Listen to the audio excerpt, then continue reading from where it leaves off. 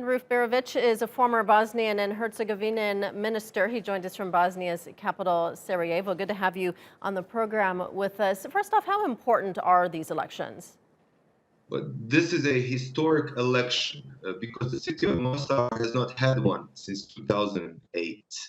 So this election essentially gave a chance to the city to have a government for the first time that is not based on the 2008 election results.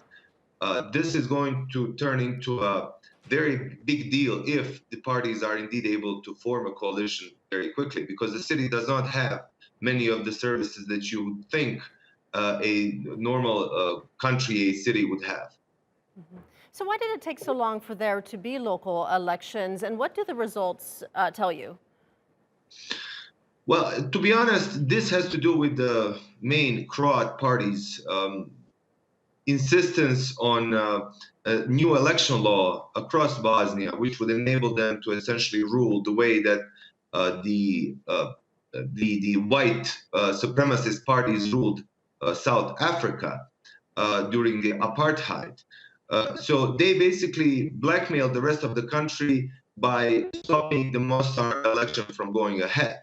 And despite numerous verdicts of local and international courts to the contrary, it must be said that this is just the first half of a two-half battle between the parties that are pro-Bosnia and those like HDZ that insist on having the ethnic principle override the civic and more individual-based, human rights-based approach.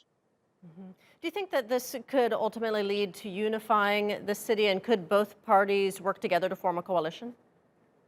There are essentially three blocks that have entered the city council. It will take some time, in my view, for them to realize what each other's positions are. The HDZ does not really have an incentive to form a new city government because they presently control the city without even the councils. The city does not have a council, so it's essentially ruled by a mayor who's accountable to nobody. So I think they have an incentive to keep the status quo. When it comes to the pro-Bosnia parties, they will have, in my view, 19 out of 35 mandates, which means that they will be able to control the city if they come to an agreement as to who will be the mayor. I'm afraid that that will not be coming along very easily because of the deep political divides, even among the pro-Bosnia camp.